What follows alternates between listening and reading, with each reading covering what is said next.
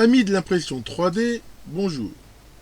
Il y a quelques temps, je vous ai fait une vidéo pour vous montrer une commande de portail que j'avais fait avec un microcontrôleur Picax. Et pour le terminer, j'avais besoin de faire un boîtier qui va permettre de mettre et le bouton de commande et le buzzer extérieur pour bien entendre vu que le retour des commandes est sonore.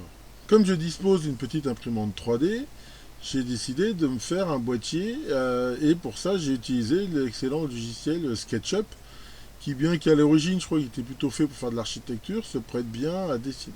Alors c'est un logiciel qui est assez spécial et je dois dire que je commence à le maîtriser un petit peu, mais il a une logique quand même qui est bien à lui. Et j'ai quand même réussi donc à dessiner ce boîtier. Alors l'idée c'est quoi? C'est d'avoir quelque chose qui résiste bien aux intempéries. Donc si on regarde ici, il y a cette on va dire, encoche qui va permettre ici d'avoir le bouton poussoir. Ici des ouïes, mais on peut voir elles sont dirigées vers le bas pour pas que l'eau rentre, qui permettent au son de sortir. Là j'ai fait deux encoches pour pouvoir mettre des vis de fixation. Voilà, donc ici on voit la pièce de côté. Et en dessous, on voit que j'ai mis ici le trou pour mettre le buzzer qui est cylindrique. Ici l'encoche pour pouvoir câbler le bouton poussoir. Et j'ai fait ici ces deux encoches qui vont permettre au fil de passer. Donc voilà cette petite pièce. Bon, je me suis fait un petit plaisir en mettant ces robes dessus, histoire de mettre un logo. Donc une fois que ça a été fait, j'ai généré le fichier STL pour pouvoir l'imprimer.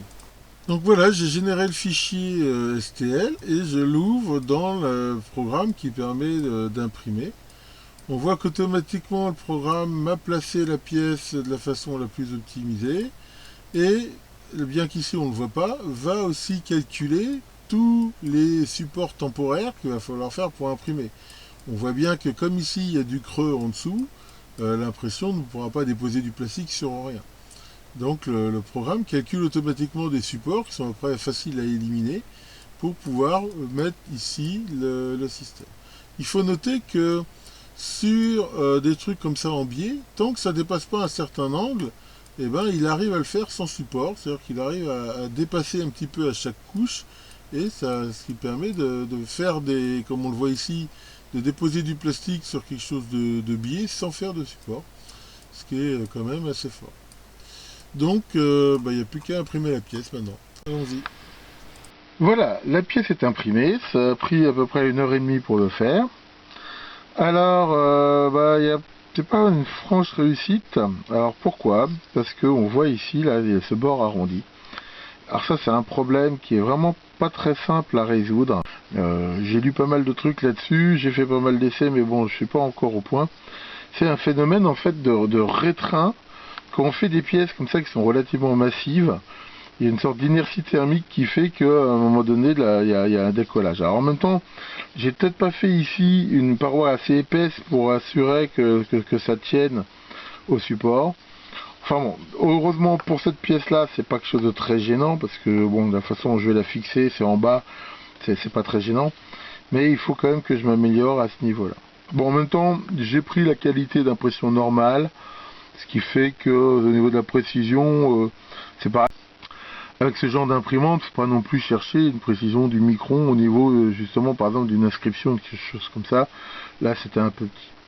Enfin bon, à la limite c'est quand même pas très gênant. J'avais aussi un petit peu zappé le fait que mon buzzer, c'est un buzzer de récup, la sortie du fil était un peu sur le côté, donc j'ai dû retravailler un tout petit peu. Mais globalement, voilà, ça fait une pièce qui est sympa. Alors après, bon, on aime ou pas la couleur, là j'avais du blanc. Pour info, j'ai toujours pas changé de plastique, hein, j'ai toujours la même bobine que j'avais mis, c'est une bobine d'ABS blanche. Sinon, les tolérances de dimension sont plutôt bonnes. On voit là, les ouïes là sont vraiment parfaites, hein, tout le système. Donc, je vais monter ici le bouton poussoir qui sera tenu ici par un écrou, et ici le buzzer, on voit qu'il y a un qui rentre parfaitement. Voilà. et ça sera quand même complètement protégé de la pluie, je pense. Hein, en plus j'ai fait cette espèce de rayure dessus là pour éviter éventuellement que ça coule un peu. Donc là je pense que ça devrait quand même vraiment bien protéger. Ce que je vais sans doute faire ici, c'est que je mettrai probablement aussi du silicone, vraiment pour protéger ici l'électronique de l'humidité.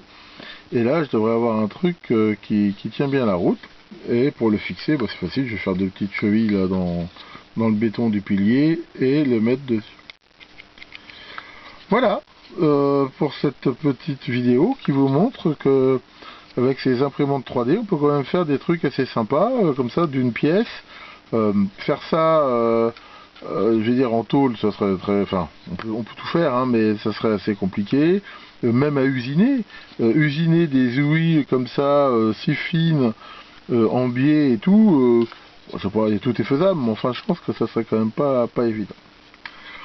Enfin voilà, merci beaucoup de votre attention et à bientôt pour de nouvelles aventures.